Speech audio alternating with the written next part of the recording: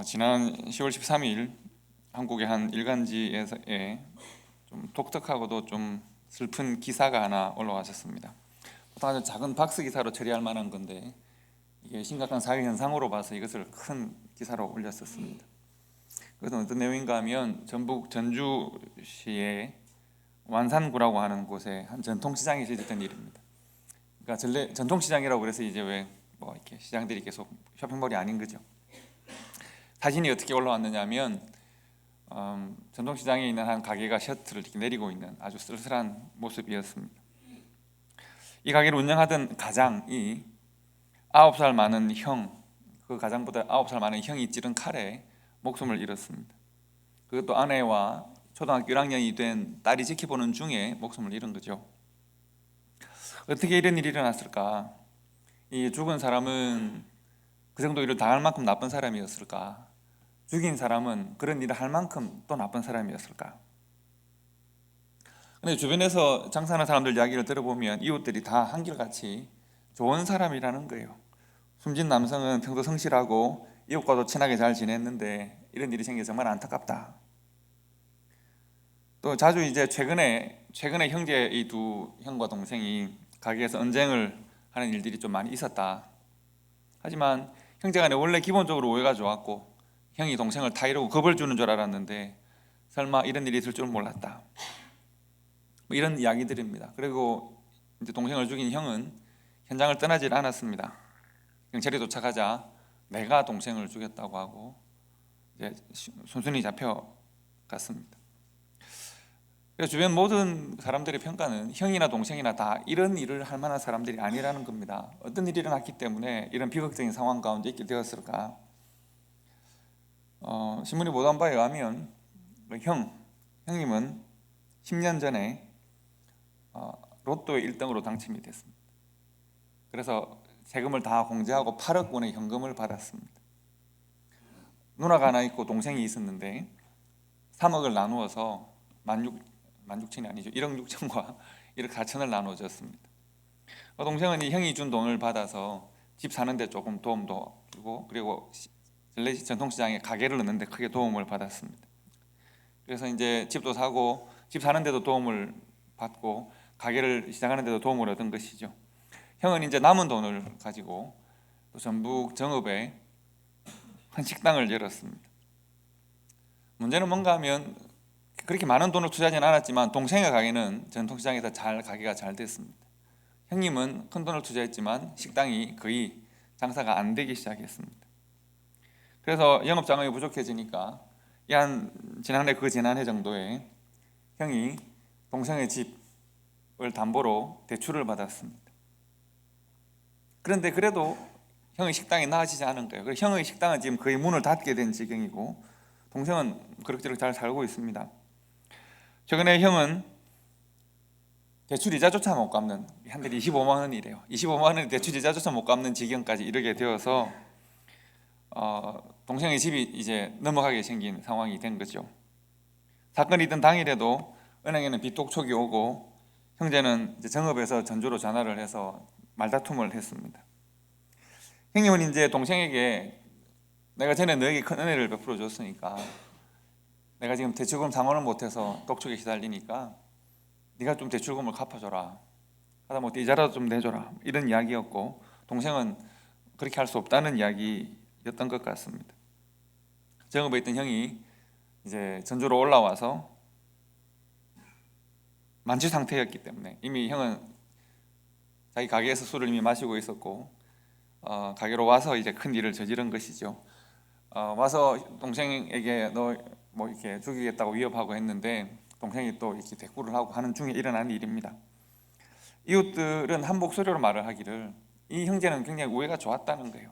그것도 그럴 수 있는 것이 형님이 로또를 당첨돼서 동생에게 돈을 선뜻 나눠줄 정도로 우애가 좋았었는데 각각 가정에도 충실했었는데 경제적인 압박이 오고 어려움이 오고 그걸 해결하는 과정에서 서로 말을 섞는 과정에서 이런 일이 발생한 것이죠.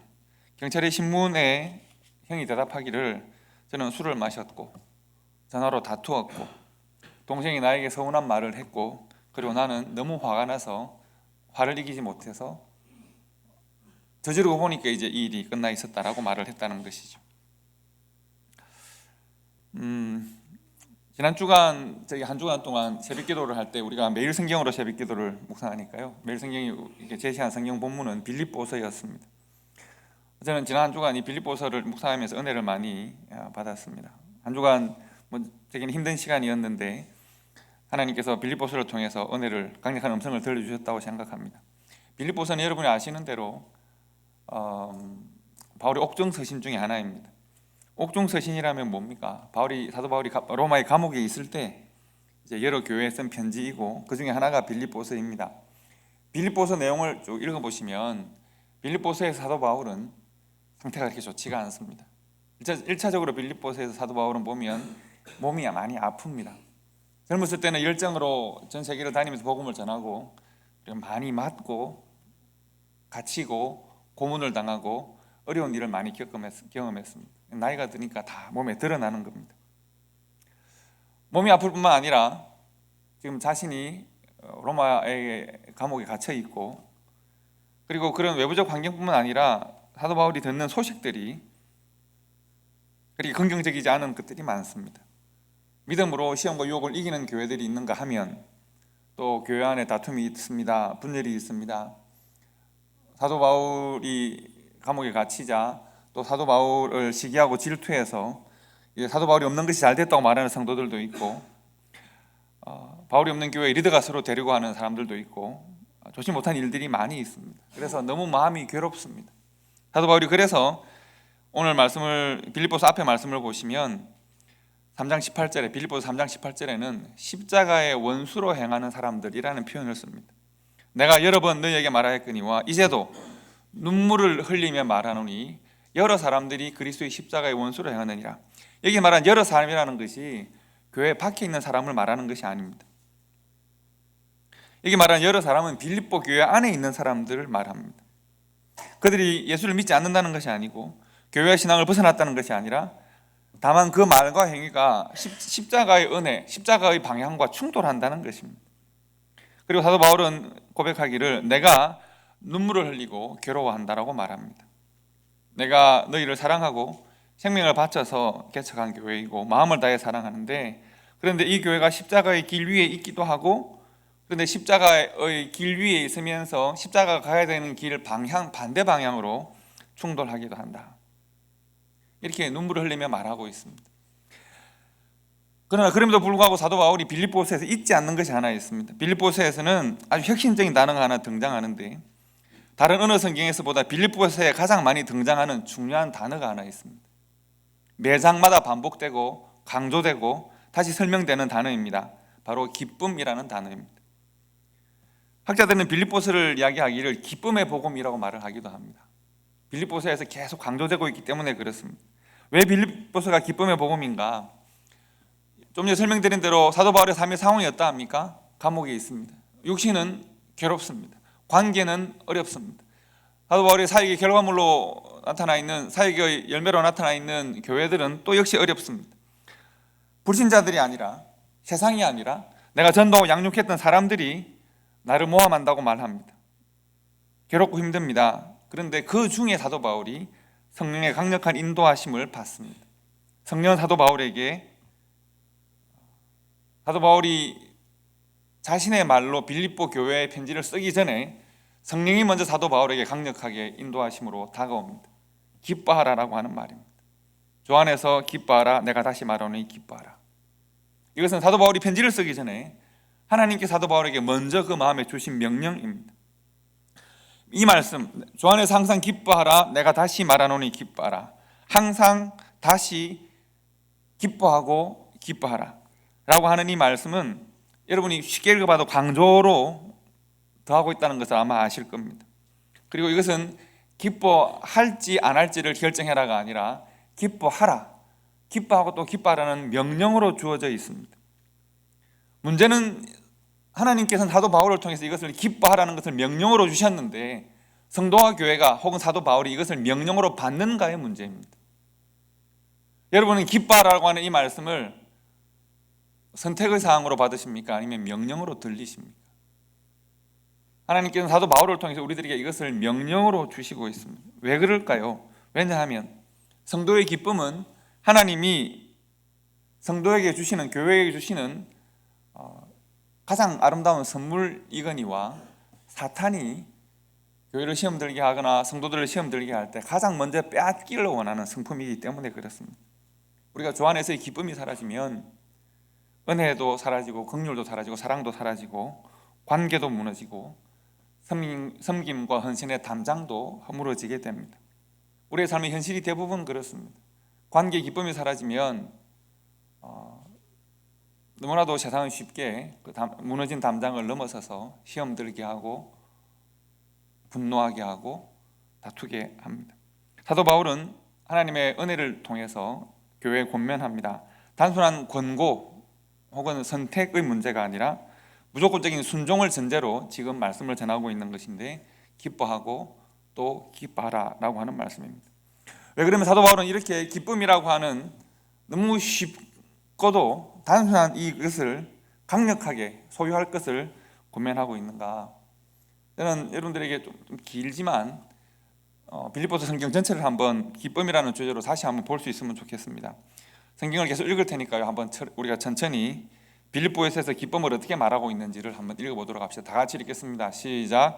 내가 너희를 생각할 때마다 나의 하나님께 감사하며 간구할 때마다 너희 무리를 위하여 기쁨으로 항상 간구함은 너희가 첫날부터 이제까지 복음을 위한 일에 참여하고 있기 때문이라. 아멘. 우리 1장 18절 말씀을 보도록 하겠습니다. 1장 18절 다 같이 읽습니다. 시작. 그러므로 무엇이냐 그7회로 하나 참으로 하나 무슨 방도로 하든지 전파되는 것은 그리스도니 이로써 나는 기뻐하고 또한 기뻐하리라. 아멘. 우리 25절 말씀을 25절은 당연히 영어로 같이 나오는군요. 다 같이 읽읍시다. 25절은 영어로 읽으셔도 한글로 읽으셔도 됩니다. 다 같이 읽겠습니다. 내가 살 것과 너희 믿음의 진보와 기쁨을 위하여 너희 무리와 함께 거할 이것을 확실히 아노니. 아멘. 2장 3절과 4절 말씀을 보겠습니다. 다 같이 읽습니다. 아무 일이든지 다툼이나 허영으로 하지 말고 오직 겸손한 마음으로 각각 자기보다 남을 낮게 여기고 각각 자기 일을 돌볼 뿐더러 또한 각각 다른 사람의 일을 돌아보아 나의 기쁨을 충만하게 하라. 아멘. 2장 13절 14절을 보겠습니다. 다 같이 읽습니다. 너희 안에 행하시는 이는 하나님이시니 자기의 기쁘신 뜻을 위하여 너희에게 소원을 두고 행하게 하시나니 모든 일을 원망과 시비가 없이 하라. 아멘. 17절과 18절을 보겠습니다. 다 같이 읽습니다.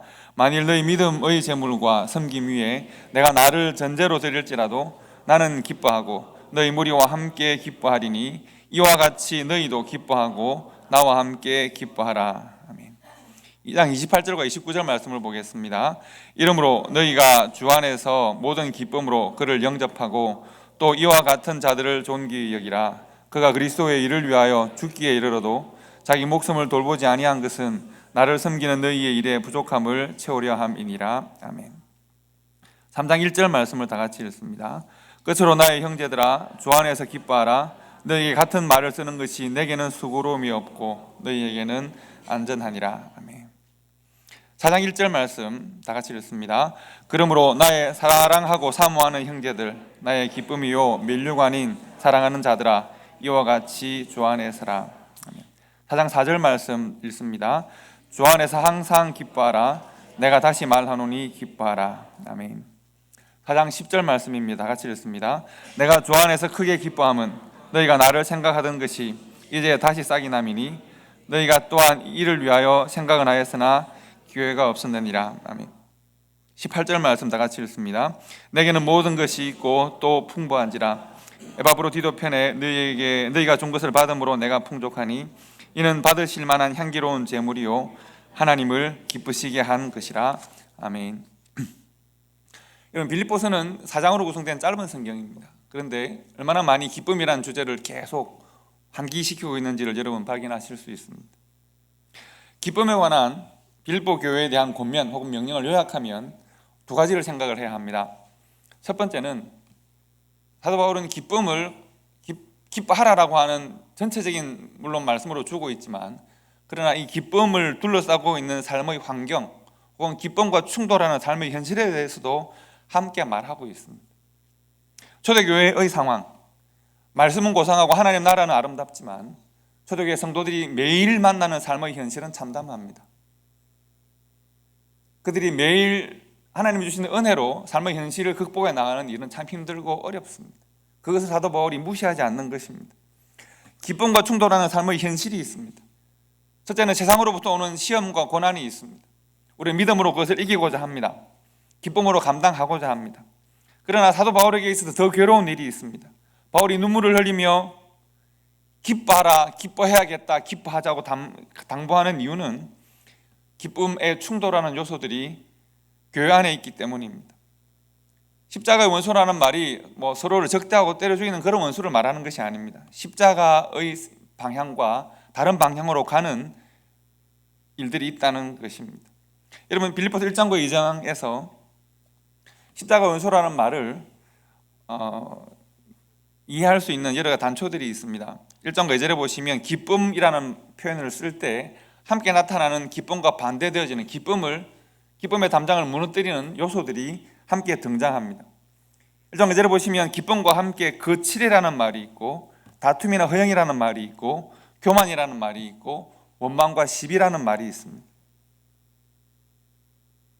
그런데 이런 거칠이나 다툼이나 허영이나 교만이나 원망과 시비라는 말이 빌립보 교회 안에 들어와 있는데, 그런데 빌립보 교회 안에는 이런 것만 있는가 하면 그것이 아닙니다.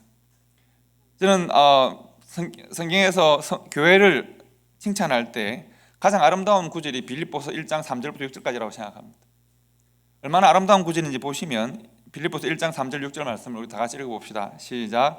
내가 너희를 생각할 때에 나의 하나님께 감사하고 간구할 때마다 너희 무리를 위하여 기쁨으로 항상 간구함은 너희가 첫날부터 이제까지 복음을 위한 일에 참여하고 있기 때문이라. 너희 안에 착한 일을 시작하시니가 그리스도 예수의 날까지 이루실 줄을 우리는 확신하노라. 아멘. 이 교회가 어떤 교회라고요? 바로 빌립보 교회입니다. 빌립보 교회에 대한 하나님의 칭찬을 보십시오. 너희 속에 착한 일을 시작하셨는데 우리 주님이 오실 때까지 그것을 이룰 것이다 라고 말씀합니다. 이 거룩한 일이 일어나고 있는 교회가 빌립보 교회입니다. 그러나 이 거룩한 일이 빌립보 교회 안에 일어나고 있고, 그리고 혹은 다툼이나 허영이나 거칠이나 교만이나 원망과 시비도 함께 있다라고 지금 사도 바울이 말하고 있습니다. 이것이 가능할까요? 여러분이 오해하실까 말씀을 드리면 이것이 사람과 사람을 나눈다고 생각하지 마십시오. 무슨 말인가 하면 교회 안에서 어떤 사람은 하나님께 살아가신 착한 일이 이루어지고 있는 사람, 어떤 사람은 십자가와 반대 방향으로 가는 사람. 그래서 나는 생각해 보니까 이쪽 사람, 너는 생각하면 저쪽 사람, 이렇게 생각하시면 성경을 전혀 잘못 읽는 것입니다. 물론 성도마다 교회마다 차이가 있을 수는 있겠습니다. 하지만 심지어 사도 바울이 어떻게 고백합니까? 사도 바울이 본인이 이것을 눈물 흘리며 고백하는 이유가 무엇인가 하면 로마서에 보면 사도 바울이 오라 오라 하며 가슴을 치는 일이 있습니다. 어떤 일입니까? 복음이 내 안에 들어오고 내가 복음을 따라 살기를 원하는데 내 속에 복음을 역행하는, 복음에 거스르는, 복음과 맞서는 성품들을 내가 아직도 포기하지 못하였다는 겁니다. 심지어 사도 바울 안에도 하나님께서 씨를 뿌리고 열매를 맺는 하나님을 닮은 성품이 자라고 있고, 그리고 세상의 아직 버리지 못한 옛 사람이 남아있다는 것입니다. 사도 바울 한 사람에게도 그렇습니다. 그리고 그런 사람들이 모인 교회도 그렇습니다. 하나님께서 우리들에게 구원받는 성도의 기쁨과 감사를 허락하셨고, 그리고 세상의 원망과 시비가 우리에게 함께 있습니다. 내 안에 함께 있고 우리 안에 함께 있음을 우리가 인정해야 내가 변화의 여지를 가질 수 있고 우리가 변화의 여지를 가질 수 있습니다. 왜 우리가 변화의 의지를 가지지 못하는가? 이것은 내 문제가 아니라 다른 사람의 문제라고 생각하기 때문에 그렇습니다. 이것은 우리들의 문제, 나의 문제입니다. 사도 바울조차도 오라, 이 공고한 사람, 이 패역한 사람을 보라. 나는 이런 사람입니다. 나는 성령의 법을 따르기를 원하지만 세상의 법이 내게 함께 있어서 내가 이 두 사이에 늘 고민을 한다고 말하는, 심지어 사도 바울조차 그러하고 여러분과 제 모습이 그러합니다. 우리가 하나님께서 우리에게 뿌려주신 복음의 씨가, 우리 속에 복음의 씨가 시작되어서 열매를 맺고 있는 성도들 교회인가 하면, 그러나 우리가 또 십자가에 역행하는 성품을 우리가 여전히 가지고 있습니다. 그래서 우리가 지난주까지 에베소서 2장 4장 22절 24절 말씀에 썩어지 않은 구습을 줬는 옛사람과 의와 진리의 거룩하심으로 지으심을 받은 새 사람을 우리가 함께 고민했던 것입니다. 우리 안에 함께 있습니다. 두 번째 우리가 생각해야 되는 것은 기쁨에는 방향이 있습니다. 첫째, 기뻐하라고 성경이 권면합니다. 내가 복음 안에 있음을 기뻐하라는 것입니다. 하나님께서 나를 사랑하심을 기뻐하라. 내가 전하는 복음이 빌립보 교회의 삶에 역사하고 그들을 변화시키고 있음을 기뻐하라. 성도가 서로에 대하여 서로의 변화를 돕고 있음을 기뻐하라. 하나님이 함께 있음을 기뻐하라. 삶의 어떠한 고난과 고통을 만날지라도, 삶의 현실이 복음에 충돌한다고 할지라도 하늘로부터 내 삶에 심겨진 복음의 열매는 기뻐함입니다. 심지어 사도 바울은 2장 17절 19절에 보시면 우리가 읽은 말씀 중에 하나인데, 내 삶이 전제로 부어질지라도, 이 전제라는 말이 뭔가 하면 제사를 드리는 방식이 여러 방식이 있습니다. 번제하면 뭐예요? 불을 태워드리는 겁니다. 근데 전제는 뭔가 하면 부어서 드리는 겁니다. 곡물 같은 거, 이런 것들을 하나님 앞에 제단에 부어드립니다. 내 삶의 그릇에 곡물이 들어있는데 이것을 다 부어드리면 내 삶의 그릇이 아무것도 없게 되겠죠. 내가 너희를 위하여 나를 다 부어드리고 나는 텅 빈 깡통이 되어도 나는 하나님 앞에 너희를 위하여 헌신하였으므로 나는 기뻐하고 또 기뻐한다. 나는 또 기뻐하고 기뻐한다라고 사도 바울이 고백합니다. 기뻐함이라고 하는 것은 내가 하나님의 뜻 가운데 있음을, 하나님 나를 인도하심을 기뻐한다는 것입니다. 그래서 사도 바울은 내 안에 기쁨의 이유와 그것에 충돌하는 삶의 현실들이 있다고 할지라도 나는 하나님 안에 있음을 기뻐하는 성도가 되어야 한다. 이것을 명령하고 있습니다. 기뻐하라는 하나님의 명령입니다. 그리고 또 하나 우리 잊지 말아야 될 것은, 기뻐하라라고 하는 것은 우리가 기뻐한다라고 하는 주관적인, 어떻게 보면 의지의 영역이라고 하면, 또 우리가 고민해야 되는 것은 기쁨이 되라에 있습니다. 내가 기뻐하는 사람이 되어야 하고, 그리고 나는 다른 성도, 교회, 특별히 하나님의 기쁨이 되는 사람이 되라고 말하고 있습니다. 예를 들면 사도 바울은 지금 에바브로디도라는 사람 한 사람을 예로 들고 있고 디모데를 예로 듭니다. 에바브로디도는 특별히 바울이 내가 그를 정말 기뻐한다. 그리고 빌립보 교회가 그를 기뻐해 주기를 바란다. 하나님께서 그를 기뻐한다. 이런 표현을 쓰고 있습니다. 4장 1절에 보시면 사도 바울이 아름다운 고백을 합니다. 그러므로 나의 사랑하고 사모하는 형제들, 나의 기쁨이요 멸류관이 사랑하는 자들이라는 표현을 씁니다. 빌립보 교회가 비록 연약하고 때로는 기쁨을 상실하고 때로는 어려운 가운데 있다고 할지라도, 그러나 너희는 나의 사랑이요 너희는 나의 기쁨이 된다라고 표현하고 있는 겁니다. 서로가 서로에게 기쁨이 되라, 기뻐하라, 기쁨이 되라, 이 두 명령이 함께 조화되어야 합니다. 여러분, 우리가 삶에 여러 가지 어려운 현실들이 있고 힘든 일이 있다고 할지라도 하나님 안에서 기뻐하는 성도로 살아야겠습니다. 이것은 우리 자신이 선택해야 될 문제입니다. 그리고 오늘 사도 바울을 통해 주시는 말씀은 기쁨이 되라는 것입니다. 서로에게 기쁨이 되라고 명령하고 있습니다. 내가 기뻐하는 것은 나의 주관적 선택 영역이면, 기쁨이 되라고 하는 것은 내 삶의 객관적인 평가의 영역이라고 볼 수 있겠습니다. 내 말과 행동과 나의 삶의 방향이 서로에게 기쁨이 되고 하나님께는 영광이 되고 기쁨이 되는 그런 성도와 교회를 지금 권면하고 있는 것입니다. 성도 여러분, 제가 설교에서도 해서 한 형제의 이야기를 말씀드렸습니다. 그들은 정말 로또 당첨금을 뚝 하고 잘라서 나눌 만큼 우애가 좋지 않았습니까? 그런데 왜 그들이 그런 비극적인 현실들을 맞이하게 되었을까요? 그들을 그렇게 분노하게 만든 원인은 무엇이고, 실은 형제라고 하는 이유로 자신의 피와 살도 나누어 줄 수 있는 것인데 오히려 분노하고 서로에게 칼을 꽂은 이유는 뭘까요?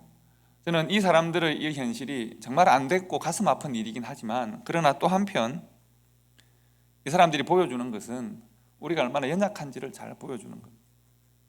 우리는 형제라고 하는 이 기본적인 서로가 기쁨이 되는 이 관계, 사랑하는 관계를 우리의 삶의 상황들이 바뀌면 너무나도 쉽게 기쁨이 되고 서로 사랑하고 서로 감사가 되는 관계를 너무나도 쉽게 잃어버립니다. 너무 쉽게 하나님이 허락하신 관계의 은혜와 기쁨을 상실하고 허락하신 관계와 은혜의 그 자리에 분노와 상처로 그 자리를 대신하는 일들은 너무나도 자주 있는 일입니다. 그래서 하나님께서 사도 바울을 통하여 빌립보 교회, 하나님이 예수 그리스도 십자가로 세우신 이 귀한 교회에 강력하게 권면하고 있는 것입니다. 주 안에서 항상 기뻐하라. 기쁨을 빼앗기지 말라. 내가 다시 말하는데 기뻐하라. 결코 십자가의 은혜로 말미암은 하늘로부터 시작된 이 기쁨을 세상에 내어주지 말라는 것입니다. 기쁨의 자리를 다른 것으로 바꾸지 말라는 것입니다. 어떤 삶의 현실이 다가오든지 간에 기쁨을 유지하라는 것입니다. 그리고 사도 바울은 이 기쁨을 어떻게 지킬 수 있을지를 이후 구절에서 짧게 설명합니다. 우리가 함께 읽을 텐데요, 단어들에 한번 주목하시기 바랍니다. 우리 5절부터 7절까지 말씀을 다 함께 읽겠습니다. 너희 관용을 모든 사람에게 알게 하라. 주께서 가까우시니라.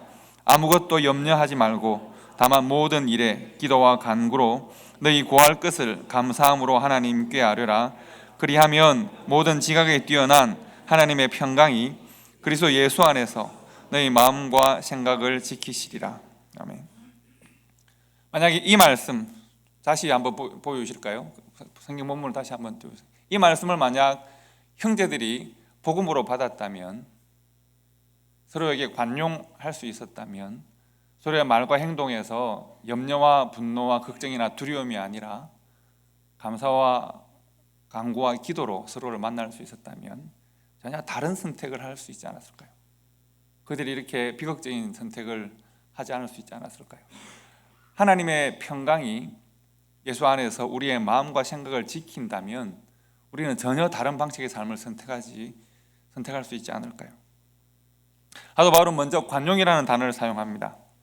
우리의 기쁨을 깨뜨리는 것, 그럼 우리의 관계의 벽을 무너뜨리는 것이 분노라고 하면, 기쁨을 지키는 성품은 관용입니다.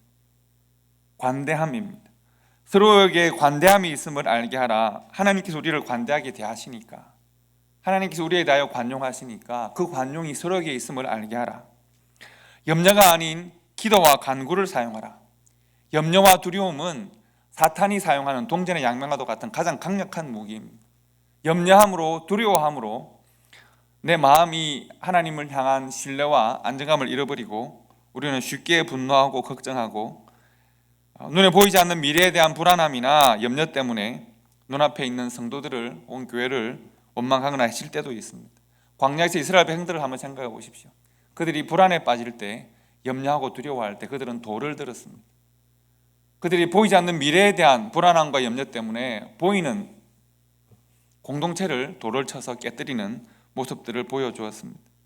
사도 바울은 하나님의 평강과 우리의 마음과 생각을 본문에서 대조하고 있습니다. 하나님의 평강이 우리의 마음과 생각을 지킬 것이다. 하나님은 자신의 아들의 십자가 앞에서도 하나님의 평강과 구원의 기쁨을 지켜내신 분입니다. 만약 하나님께서 아들의 십자가 앞에 하나님의 평강과 기쁨을 상실했다면, 놓쳤다면, 하나님의 평강과 기쁨이 흔들렸다면 오늘 여러분과 저의 십자가를 통한 구원은 없습니다. 우리가 하나님께서 흔들리지 않는 평강으로, 기쁨으로 십자가에 매달린 그 아들을 지켜보셨기 때문에 우리가 구원의 은혜 가운데 있는 것입니다. 아들의 죽음이라고 하는, 십자가의 죽음이라고 하는 처참한 현실 앞에 하나님께서 그 평강을 빼앗기지 않으셨던, 기쁨을 빼앗기지 않으셨던 구원의 은혜를 우리가 집중할 수 있어야 합니다. 우리의 삶에 수많은 어려움이 있고 아픔들이 있고 고통이 있을지라도 우리가 하나님께서 허락하신 그 구원의 기쁨에 집중해야 우리가 은혜의 파도를 넘어서서 하나님의 평강으로 나아갈 수가 있는 것입니다. 하나님의 평강이 우리의 마음과 생각을 지킨다라고 하는 약속만큼 더 큰 은혜는 없습니다. 오늘 하나님은 사도 바울을 통해서 기쁨의 복음을 우리들에게 강조하여 말씀하십니다. 그리고 그 기쁨은 우리가 지켜야 할 가장 아름다운 하나님 나라로부터 온 가치다라고 말씀합니다. 서로에게 관용하면서 염려와 두려움이 아니라 우리가 하나님께 간구하고 기도함으로 하나님의 평강을 우리의 마음에, 삶에 적용할 수 있는 믿음이 우리들에게 필요하겠습니다. 기쁨은 하늘에서 우리에게 허락된 선물이면서 하나님이 우리에게 지키라고 명령하신 성품이자 가치입니다. 이 기쁨으로 우리가 서로를 만나고 서로 함께 모여 하나님을 예배하고 서로에게 하나님의 하늘로부터 허락한 기쁨을 증거할 수 있는 교회와 성도가 될 수 있기를 간절히 소망합니다. 기도하겠습니다.